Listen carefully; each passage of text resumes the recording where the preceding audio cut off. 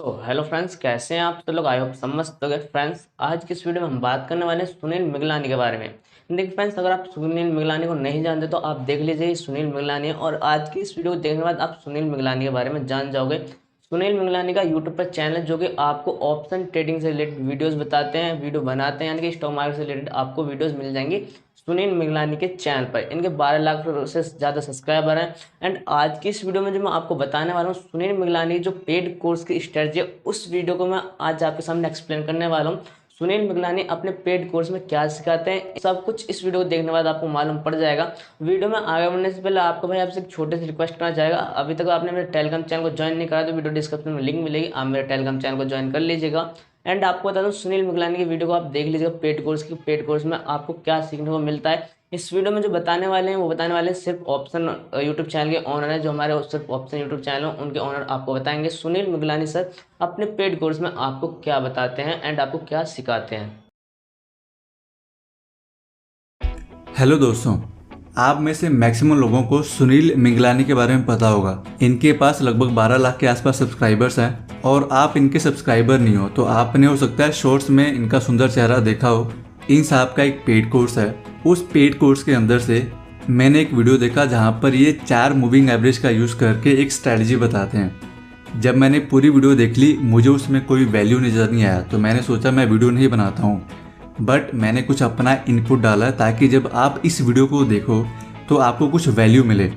तो अब मैं आपको डायरेक्ट स्ट्रैटेजी बताता हूँ। यहाँ पर मैं चार्ट पर आ चुका हूँ। ये स्टॉक है डेल्टा कॉर्प और जो टाइम फ्रेम है ये है डेली का और आप इसको डेली में ही यूज़ करोगे। ये स्विंग ट्रेडिंग के लिए स्ट्रैटेजी है, इंट्राडे के लिए नहीं है। तो इस स्ट्रैटेजी को प्ले करने के लिए हमें एक इंडिकेटर चाहिए। मैं इंडिकेटर लगा लेता हूँ। इधर आपने सर्च करना है EMA। तो यहाँ पर आपने इस वाले पर क्लिक करना है जहाँ पर ये शायद डॉक्टर स्वीट्स करके लिखा है और लगभग 7,000 के आसपास लोग इसको फॉलो कर रहे हैं। तो आपने इस पर क्लिक करना है। तो यहाँ पर ये इंडिकेटर लग चुका है। यहाँ पर आपने ये 4 लाइन्स देख के घबराना नहीं है। ये बेसिकली एक्सपोनेंशियल मूविंग एवरेज है जहाँ पर हमने 20 का, 50 का, 100 का और 200 का एक्सपोनेंशियल मूविंग एवरेज लिया है। यहाँ पर जो ऊपर वाली लाइन है ये 20 का EMA है, इधर नीचे 50, 100 और ये 200। ये लाइंस और अच्छे तरीके से देखें तो मैं इन लाइंस को थोड़ा सा मोटा कर देता हूँ।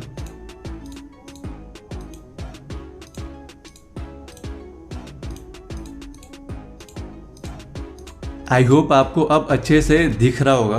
यहाँ पर मैंने लाइंस बस मोटी करी हैं, बाकी जो सेटिंग है वो सेम टू सेम है, कुछ चेंज नहीं किया हुआ है।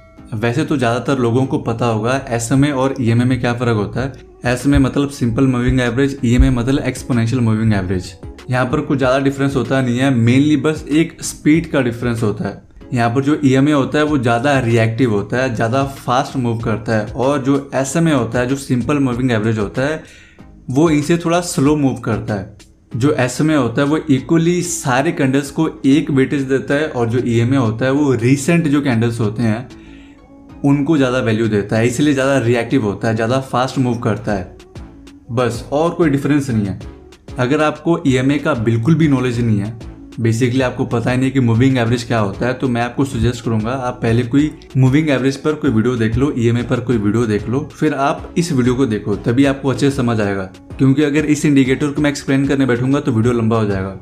यहाँ पर कुछ बेसिक बातें हैं, जैसे अगर प्राइस मूविंग एवरेज के ऊपर है तो बुलिश है, अगर प्राइस मूविंग एवरेज के नीचे है, जब मैं मूविंग एवरेज वर्ड यूज़ कर रहा हूँ तो मेरा मतलब EMA से ही है, तो जब प्राइस मूविंग एवरेज से नीचे है तो बेरिश होता है, और जब मूविंग एवरेज बहुत एक दूसरे के पास होते हैं तो आप समझ लो वो मार्केट एक रेंज के अंदर है, बहुत चौपी मार्केट है। अगर आप इधर देखोगे ना, यहाँ पर आपको क्लियरली डिस्टेंस दिखेगा हर एक मूविंग एवरेज के अंदर, बट यहाँ पर आपको इतना देखने को नहीं मिलेगा।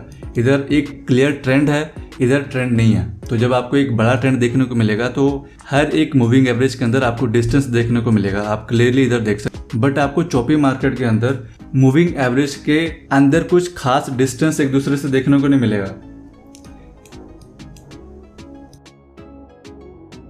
अब सवाल आता है कि हम इन EMAs को यूज करके ट्रेड कैसे करें, एंट्री कैसे लें। मैं आपको बताता हूँ। अब यहाँ पर स्टॉक के अंदर एंट्री लेने का कुछ फिक्स रूल नहीं है। यहाँ पर कुछ बेसिक बातें आपको बताता हूँ। फर्स्ट ऑफ ऑल अगर आप किसी भी स्टॉक के अंदर ट्रेड कर रहे हो अप साइड के लिए, तो आपने हमेशा ध्यान रखना है कि सारे के सारे मूविंग एवरेज प्राइस के नीचे हों। ये ऐसा क्यों है मैं आपको बताता हूँ। यहाँ पर टोटल 4 EMA हैं, 20, 50, 100 और 200।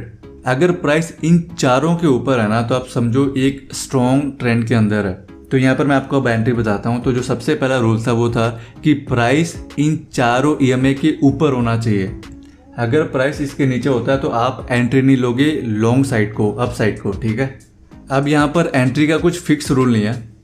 अब यहाँ पर बहुत सारे तरीके हैं, मैं आपको बताता हूँ। अब यहाँ पर अगर मैं इधर देखूँ, तो यहाँ पर अगर मैं एक लाइन ड्रॉ करूँ यहाँ पर, तो आप देखोगे, इसको मैं हाइड कर रहा हूँ, यहाँ पर आप देखोगे एक ब्रेकआउट है, ठीक है। तो आपकी एंट्री इधर से बनती है। अगर आप वॉल्यूम भी लगा लोगे और वॉल्यूम सपोर्ट कर रहा होगा इस मूव को, तो और अच्छी बात है। और इधर अगर मैं दोबारा इंडिकेटर लगाता हूँ, तो आप देख सकते हो कि प्राइस सभी EMA के ऊपर जा चुका है और हमें एक ब्रेकआउट भी मिल चुका है। तो आप इधर एक एंट्री कंसीडर कर सकते हो। ये हो गया पहला तरीका एंट्री लेने का। दूसरा तरीका क्या हो सकता है, जब प्राइस इन EMAs पर सपोर्ट ले, आप मल्टीपल टाइम्स देखोगे प्राइस इन EMAs पर सपोर्ट लेता है। समटाइम्स 50 EMA पर सपोर्ट लेगा, समटाइम्स 200 EMA पर सपोर्ट लेगा, बट प्राइस अगर ओवरऑल पॉजिटिव है तो वो सपोर्ट लेता ही है EMA पर। तो उस टाइम ये जो लाइन्स है ये एक सपोर्ट की तरह काम करते हैं। आप इधर भी एंट्री ले सकते हो और क्या कर सकते हो, 200 EMA से नीचे एटलीस्ट 7 से लेके 10-12% का गैप लेके आप स्टॉप लॉस लगा सकते हो। बट ओवरऑल जो आपका स्टॉप लॉस होना चाहिए वो अपने अकाउंट का 1 से 1.5% ही होना चाहिए। मैं एक ट्रेड में सिर्फ 10 से 12% का स्टॉप लॉस बोल रहा हूँ और ओवरऑल अकाउंट पे सिर्फ 1%। तो यहाँ पर आपको दूसरा क्राइटेरिया पता लग गया कि आप एक सपोर्ट की तरह भी इनको ट्रेड कर सकते हो। अब मैं आपको तीसरा क्राइटेरिया बताता हूँ कि आप कैसे एंट्री ले सकते हो। यहाँ पर मैं स्टॉक लेता हूँ अदानी ट्रांसमिशन। ये जो ऊपर वाला लाइन है ये है 20 EMA, नीचे वाला जो लाइन है ये है 50 EMA। मैंने कलर चेंज कर दिया ताकि आपको अच्छे से दिखे। और नीचे वाले 100 और 200 EMA हैं, इनको अभी इग्नोर करो, सिर्फ इन दो लाइन्स पर आप फोकस करो। अब यहाँ पर आप देखोगे ध्यान से, ये जो 20 EMA लाइन है ये 100 और 50 के नीचे चल रहा है और उसके बाद क्या होता है, इधर एक बड़ा कैंडल आता है और जो 20 EMA है ये 100 और 50 EMA के ऊपर चला जाता है। और उसके बाद अगर हम देखें टिल डेट ऑलमोस्ट 70% का रिटर्न इस स्टॉक ने दिया है। तो यहाँ पर आप जब क्रॉसओवर होता है उसके बेस पर भी एंट्री ले सकते हो। ये मेथड मैं ज़्यादा रिकमेंड नहीं करूँगा, बट एक चीज़ मैं ज़्यादा रिकमेंड करूँगा वो है पिछला जो हाई है वो अगर ब्रेक होता है और सारे EMA नीचे होते हैं और इधर प्रॉपर ब्रेकआउट मिलता है, ठीक है, तो आप उधर एंट्री ले सकते हो। अब यहाँ पर मैंने आपको टोटल 3 मेथड बता दिए हैं एंट्री लेने का किसी भी स्टॉक के अंदर, बट जो पेड कोर्स था उसके अंदर एक भी एंट्री का क्राइटेरिया नहीं बताया था। उसके अंदर बस बेसिक बातें बताई थी कि EMA क्या होता है, SMA क्या होता है। मुझको तो उस पेड कोर्स के अंदर ये नहीं समझ आया, बस EMA और SMA क्या होता है बस वही समझाना था। तो उसको पेड क्यों रखा, क्योंकि वो तो ऑलरेडी फ्रीली अवेलेबल है हर जगह। मैं आपको लास्ट मेथड बताना भूल गया कि आप कैसे एंट्री ले सकते हो। आपने पैटर्न्स के बारे में बहुत सारी वीडियो देखी होंगी, तो आप क्या कर सकते हो, जब आपको कोई पैटर्न दिखे, ठीक है, और आपको ब्रेकआउट दिखे, आपको ये भी दिखे कि मूविंग एवरेज प्राइस के नीचे है, तो वो भी एक अच्छा साइन है। जैसे अगर मैं इधर देखूं, यहाँ पर प्राइस ऊपर गया, ठीक है, उसके बाद इधर एक फ्लैग बना है, आई थिंक फ्लैग ही बोलते हैं इसको। तो यहाँ पर आप देखो इधर एक पैटर्न बना है, उसके बाद ब्रेकआउट आता है, मूविंग एवरेज नीचे ही है, इधर आई थिंक वॉल्यूम भी होगा। बस इतना ही आपको करना है। ऐसे ही आप इस स्ट्रेटजी को जितना सिंपल हो सके उतना सिंपल रखने की कोशिश करना। अगर आप इसको कॉम्प्लिकेट करोगे तो मुझे पता है आप उसको फॉलो करने वाले नहीं हो लॉन्ग टर्म में। कुछ ट्रेड लोगे उसके बाद और दूसरी स्ट्रेटजी की तरफ भागने लग जाओगे आप। यहाँ पर हो सकता है कि कुछ लोगों के दिमाग में एक चीज़ स्ट्राइक करे कि इधर हमने ब्रेकआउट में एंट्री लेनी है, इधर हमने चार्ट पैटर्न्स पर ब्रेकआउट लेना है, तो हमें इन मूविंग एवरेज का यूज ही क्यों करना है। मैं आपको बताता हूँ, अगर आप ब्रेकआउट ट्रेडर हो ना, आपके जो मैक्सिमम ट्रेड्स होते हैं वो ब्रेकआउट फेल हो जाते हैं। पर आपने कभी ये ध्यान से देखा है जो आप ब्रेकआउट ट्रेड कर रहे हो उसके पहले का ट्रेंड क्या था? वो ओवरऑल लॉन्ग टर्म में वो ऊपर ही जा रहा है या फिर ऐसे नीचे नीचे आया, उसके बाद ब्रेकआउट हुआ तो आपने एंट्री ले ली? मैं आपको ड्रॉ करके बताता हूँ।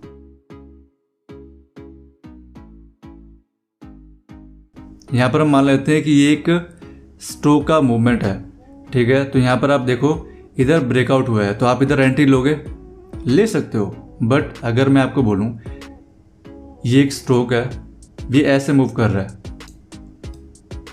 यहाँ पर आप एंट्री लोगे, दोनों में से ज़्यादा सक्सेसफुल होने के चांस किसके हैं?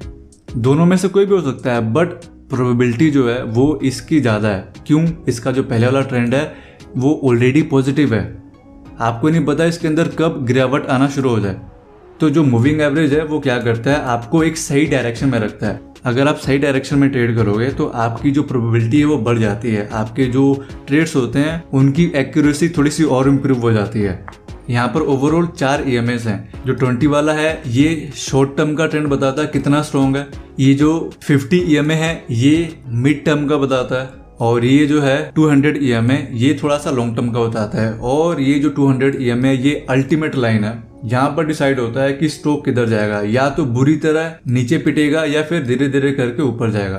तो ये जो लाइन है ना 200 EMA, अगर आप इस स्ट्रेटेजी को नहीं भी फॉलो करने वाले हो, अगर आप स्विंग ट्रेडर हो या पोजिशनल ट्रेडर हो, तो आप इसको यूज करो। अगर आप इसको यूज करते हो मैं तो श्योर हूँ कि आपका कहीं ना कहीं ट्रेडिंग इंप्रूव जरूर होगा। यहाँ पर मैंने बोला था कि जो 200 EMA है वो बहुत ही इंपॉर्टेंट लाइन होता है, प्राइस मल्टीपल टाइम्स इससे सपोर्ट लेता है।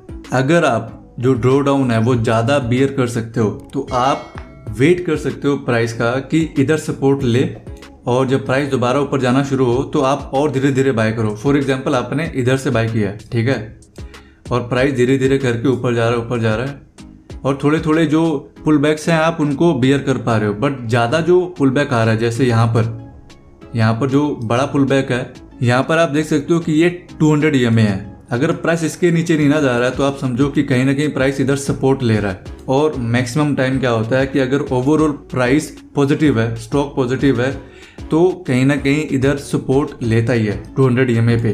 तो अगर आपके जो ट्रेड्स हैं महीनों तक जाते हैं तो आप इसको एक सपोर्ट की तरह ले सकते हो। यहाँ पर आपको मैजिक होते हुए देखेंगे। और जिन लोगों का जो ट्रेड होता है महीनों तक नहीं होता है, कुछ ही दिनों तक का होता है, तो उनके लिए एक चीज़ बताना चाहूँगा।